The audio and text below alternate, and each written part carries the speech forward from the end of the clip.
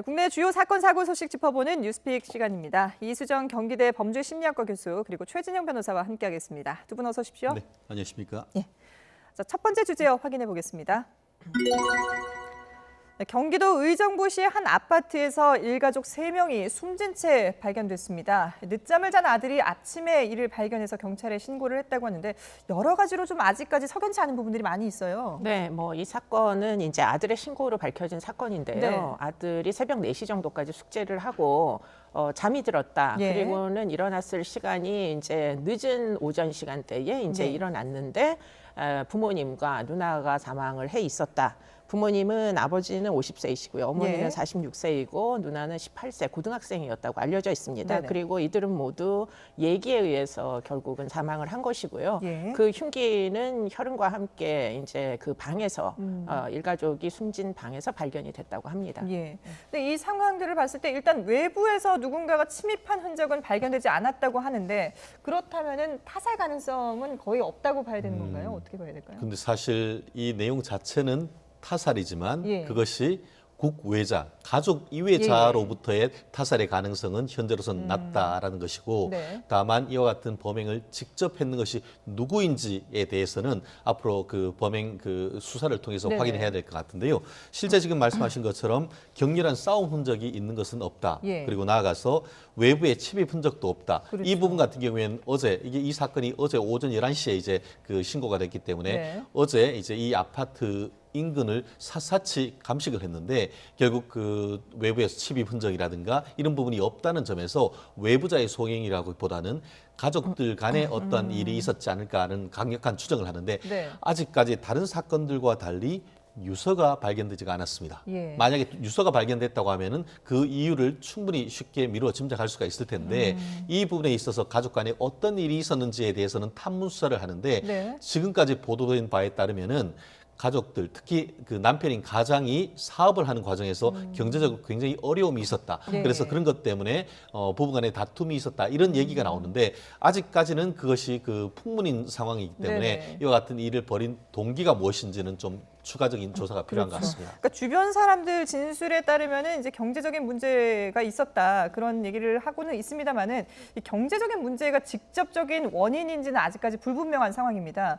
왜냐하면 이게 가족 4명이 모두 집에 있었는데 왜 4명 모두가 이렇게 참혹하게 살해당하는 것이 아니라 아들은 살아있을까? 이런 부분에 대해서도 좀 의문이 남거든요. 네, 뭐 일반적이지가 않죠. 예. 가족들이 극단적인 선택을 하는 경우에는 그 중에 한 사람만 유달리 남겨놓기는 쉽지가 않습니다. 그렇죠. 그러다 보니까 이제 아들이 살아남은 부분에 가지 그것에 대해서 많은 사람들이 의문을 갖는데요. 네. 이 부분에 대해서 아버지가 평상시에 지인들에게 이런 얘기를 했다고 합니다. 뭐 아들이 이제 기껏해야 중학생이잖아요. 그러다 보니 중학생 놈이 뭘 알겠냐 예. 이런 얘기를 주변에다 한 그런 이제 그 뭐 들으신 분들의 목격자 진술이 있기 때문에 네. 그래서 만약에 극단적인 선택을 아버지가 주도해서 하게 된 것이라면 바로 그런 이유 때문에 아들을 남겨둔 거 아니냐 이런 네. 종류의 추정은 충분히 가능한 것으로 보입니다. 일단 뭐 극단적인 선택을 아버지가 주도했다라고 아직까지 단정은 지을 수 없는 그런 그렇습니다. 상황이고요. 네. 근데 어쨌든 지금 보면 아들이 신고한 시간이 오전 11시 30분쯤. 그러니까 이제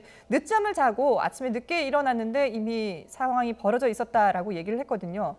그러면은 새벽까지도 이제 늦게까지 잠을 안 자고 숙제를 하고 했다고 하고 그리고 아버지도 늦은 시간까지 새벽까지도 잠을 안 잔 걸 아들이 알고 있었다고 하는데 그러면 도대체 이 사건은 언제 일어난 걸까요? 그렇습니다. 이 부분에 있어가지고는 사실 어제가 월요일 아닙니까? 예. 월요일이라고 한다고 하면은 보통 이제 일요일 날 월요일 출근을 위해서 일찍 자는 케이스가 많을 텐데 그렇죠. 중학생 아들이 새벽 4시까지 그 과제를 위해서 그 깨어 있었다는 것도 좀 그 예외적인 그런 네네. 사례가 아닌가 싶은데요. 이미 사실 중간고사는 거 다 끝났지 않습니까? 네. 근데 어쨌든 그 이 신고했는 아들의 말에 따르면은 본인은 과제를 위해서 한 4시까지 깨어 있었고 그 무렵에 잤는데 자기가 자기 직전인 4시경에 아마 외부에서 그 인기척이 있었는지 아빠가 그때도 깨어 있었다라는 것을 지금 그 증언을 하고 있습니다. 네. 결국 지금 그 현재 어떤 그런 전후 상황의 미로 봤을 때는 예.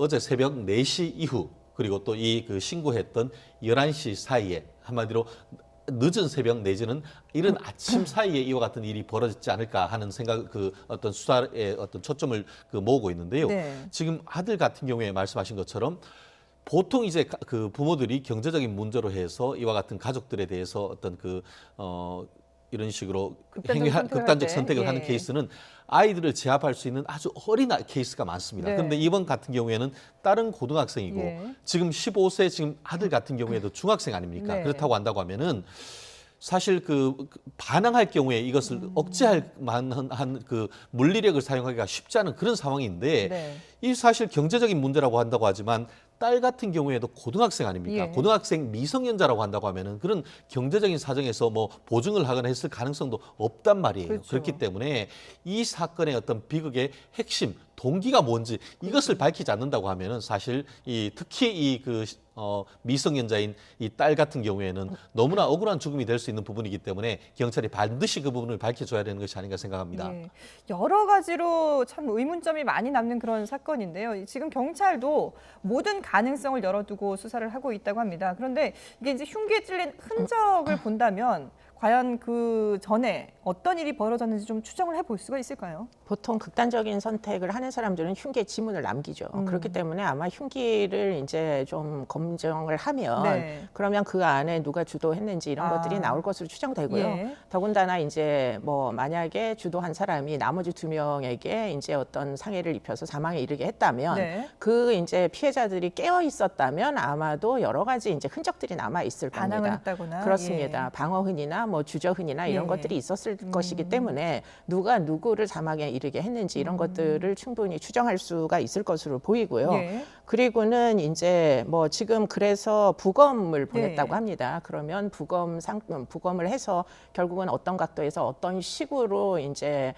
상해를 입히게 된 건지를 확인을 하면 예. 누구는 본인이 직접 극단적인 선택을 한 것인지 아니면 나머지 사람들은 뭐 타살이 된 건지 이런 것들 역할에 대해서 다 분명하게 나올 것으로 추정됩니다. 예. 그런데 중요한 거는 아까 변호사님 말씀하셨지만 동기가 불분명하잖아요. 그러게요. 그렇기 때문에 그 동기 부분에 대해서는 보통 유서가 없더라도 요즘은 이제 핸드폰에 네. 많은 문자 메시지들을 남기기 때문에 그것을 이제 디지털 포렌식이나 이런 것들로 확인을 해보면은 예. 아마 이제 극단적인 선택을 할 당시에 이 가족에게 어떤 이제 문제가 있었는지 충분히 확인할 수 있는 여진이 있다고 보입니다. 가족 간에 서로 주고받은 문자 메시지라든지 이런 걸 분석해 보면은 그렇습니다. 조금 더 의도를 알 수 있지 네, 않을까. 네, 예. 네.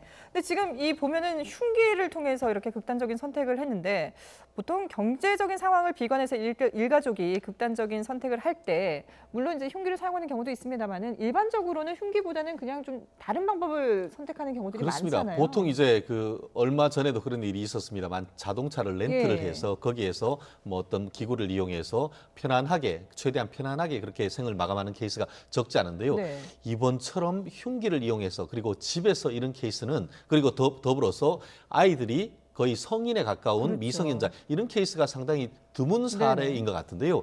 그렇기 때문에 지금 말씀하신 것처럼 그 휴대폰에 대한 SNS 이런 메시지들을 이제 확인할 경우에 그것을 통해서 과연 이 가정의 문제인지는 충분히 밝혀낼 수 있을 거라 생각을 예. 하고 그리고 지금 뭐 극단적 선택을 했다라고 하지만 어쨌든 흉기를 이용해서 누군가를 살해했다라고 볼 가능성이 크지 않습니까? 네. 그런데 아까 말씀하신 것처럼 특히 이와 같은 그 흉기를 이용해서 했을 때는 피해자 같은 경우에는 그것을 무의식적으로 방어하려고 하는 과정에서 방어흔, 특히 네네. 손 같은 데 이렇게 예. 흉기를 막는 과정에서 있는 방어흔이 있으면은 그 방어흔이 있는 사람은 피해자로 이렇게 추정이 되죠. 예. 나아가서 그런 일을 한 다음에 최종적으로 자기 스스로의 극단적 선택을 할 때도 네. 사람이 아무리 모진다 하더라도 주저할 수밖에 없습니다. 그렇기 때문에 이른바 주저흔이라고 할 수 있는 치명상에 이르지 아니할 정도의 그 상처 이런 부분이 있다라고 하면은 그 사람은 최종적으로 그와 같은 행위를 한 다음에 자기가 극단적인 선택했는 이 자살의 피해자로 볼 수 있는 그런 상황이 또 있기 때문에 아마 지금 현재의 그 경찰 같은 경우에는 방어은이나 주저은을 통해서 어느 정도의 어떤 누가 주도했는지 이 부분에 대해서는 사실상 상당 부분 증거를 확보하고 있지 않을까 생각을 합니다. 예.